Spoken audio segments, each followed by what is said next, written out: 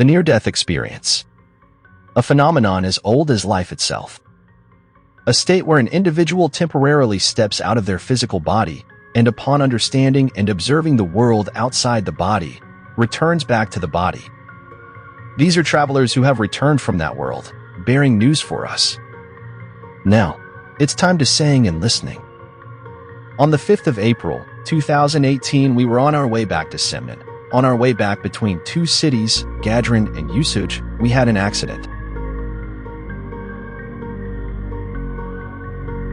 I was there, my wife, my daughter, and my brother. My brother didn't have any serious injury, but unfortunately my wife was badly injured. She had a surgery a few times. It was very hard for my wife. Maybe it was God's will that after that incident, so that she was concerned about her physical condition, so that she realizes that we have lost our daughter in that accident. My daughter Medisa was 4 years old. I speak from the bottom of my heart. I'm not that upset about losing her, because I know she was innocent and she has a good place in heaven. I was really upset at that time. I want to talk about the whole story. I realized that in a moment my whole life passed in front of my eyes. I don't know when I saw those things. I saw those in a moment of accident or in a moment of unconsciousness.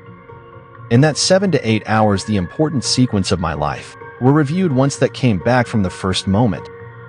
First thing in my memory that is very strange to me. I was in a cradle and my cradle was near my father's mom. May they rest in peace. She was very good woman. She was shaking my cradle. After that moment, I saw myself as a baby, 1 year and a half. And my father's mom was alive when I saw in that age, when I was 1 to 2 years old. It means this can happen to me at that moment. It's as if someone made a cut. And for example, nothing happened between the age of 5 and 12, but it shows that this happened when I was 12, and that it happened in the following times. There were also events that I was happy to see, like all other people.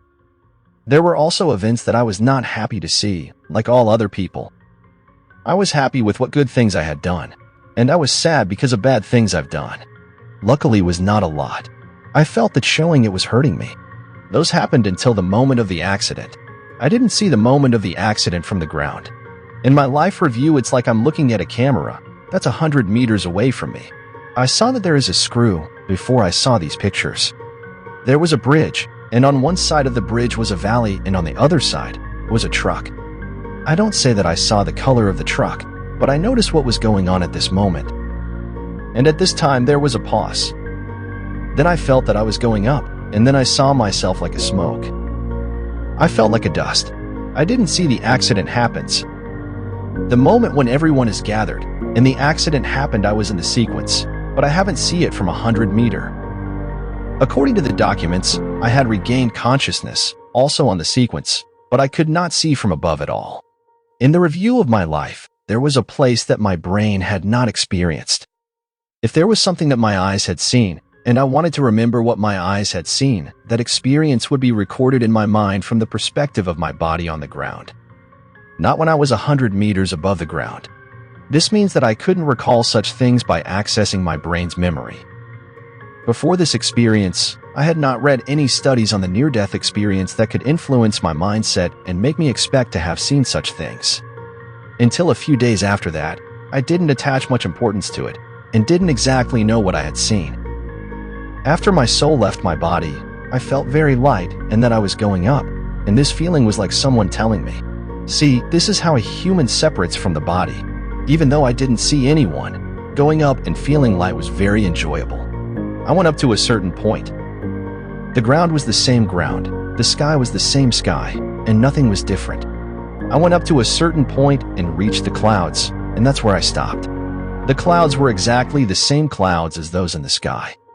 I didn't go any higher, and when I looked down from above, I realized the incident. People were coming and going, and it was crowded around the hospital. At that moment, it was as if someone told me to look over there. 100 meters away, my daughter was there with her back to me. Even though she had no physical form, I knew her face was not turned towards me. I didn't want to go towards her. The moment I was going up, I felt like I had no eyes to see face to face, and like dust, I could see everything everywhere. When I was up there, all around me was clouds, and the moment that I had to see my daughter, an inner call made me understand that I needed to see that area where my daughter was seated. My daughter's face wasn't the face after her accident, and that's why remembering her doesn't hurt me. I have no complaints against God, and at my daughter's funeral, I would say this is God's grace. Those who have me should know that I am content and have accepted my destiny. When my soul was outside my body, time had no meaning because I didn't realize how unconscious I was. But when I described the events to my wife, it felt like 70 years had passed for me. Before I go to heaven and see Medusa, I was afraid of death. I'm still afraid, but this fear is because I don't know what I will be doing at the moment of death.